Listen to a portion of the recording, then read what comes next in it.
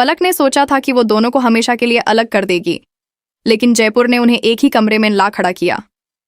अब क्या होगा? तो दोस्तों, मनसुंदर के अगले एपिसोड की बात करें तो ये तो तय है कि ये एपिसोड सिर्फ एक ड्रामा नहीं, ये एक इमोशनल अर्थक्वेक है। और इस अर्थक्वेक की पहली लहर आएगी पलक के घर से।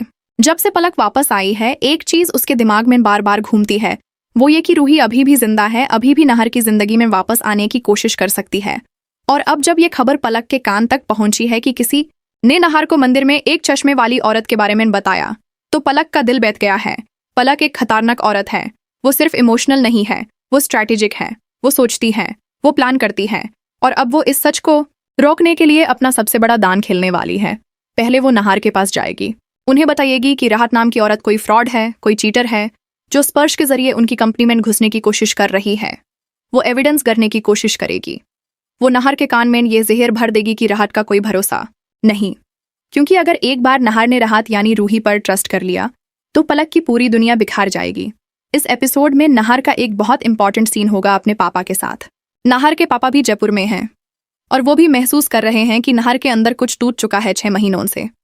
एक बाप अपने बेटे का दाढ़ समझता है बिना कुछ कहे। वो नाहर से पूछेंगे नहीं, लेकिन एक ही नजर में सब समझ लेंगे। और इस सीन में जो एक लाइन नाहर कहेगा, पापा, क्या कोई इंसान इतना भी बदल सकता है कि तुम उसकी आवाज भी भूल जाओ? ये लाइन व्यूअर्स के दिल में सीधी लगी के मरती है, क्योंकि ये लाइन बताती है कि नाहर रूही को भूला नहीं पाया, सिर्फ कन्विंस कर लिया था अपने आप को। अब दूसरी तरफ जूही और रूही का सीन। जूही को अभी तक पता नहीं कि रूही जयपुर में है। वो अभी ददू के घर में अपनी बेटी मुन्नी के साथ है। ददू और पूनम दादी के पास खुश है, लेकिन ददू वो अकेले रूही से वादा निभा रहे हैं कि किसी को कुछ नहीं बताएंगे। लेकिन कब तक? जूही की आंखों में एक तरसप है अपनी बहन के लिए। वो बार बार रूही का जिक्र करती है, मुन्नी को देखती है और कहती है, तेरी मसी कहीं तुझे याद करती होगी। और उस वक्त ददू की आंखें भर आती हैं, क्योंकि वो जानते हैं रूही सिर्फ कुछ ही गलियों की दूरी पर है। और यही वो मोमेंट होगा जब पलक का भेजा हुआ गुंडा, वो जो पहले भी रूही को परेशान कर चुका है, रूही के पीछे लगेगा। वो उस होटल के बाहर दिखा था जहां रूही और स्पर्श रुक रहे हैं। अब वो रूही की फोटो खींचेगा, पलक को भेजेगा, और पलक कंफर्म कर लेगी कि रूही जयपुर में है। यही से शुरुआत होगी एक और तूफान की। पलक अब सीधा एक्शन लेगी।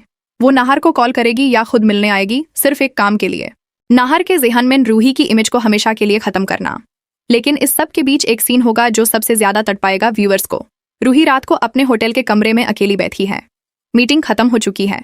स्पर्श सो गया है अपने कमरे में, और रूही बाहर बालकनी पर खड़ी है, जयपुर का वो पुराना घर देखते हुए जो कभी उसका भी था। आंखों में आंसू हैं, लेकिन चेहरा काल्म है। वो धीरे से बोलती है, नाहर, तुम्हें पता नहीं है, लेकिन मैं हर रोज तुम्हारे लिए मांगू करती हूँ, तुम्हारी खुशी के लिए, तुम्हारी सेहत के लिए। कश तुम खुश हो, कश तुम्हारे पास बिट्टू हैं, पलक हैं, सब हैं। लेकिन मेरी एक दुआ ये भी है कि एक दिन, सिर्फ एक बार, तुम जानो कि मैंने उन सब कुछ क्यों छोड़ा था। ये मोनोलॉग, ये एक सीन पूरे एपिसोड को इमॉर्टल बना देता है।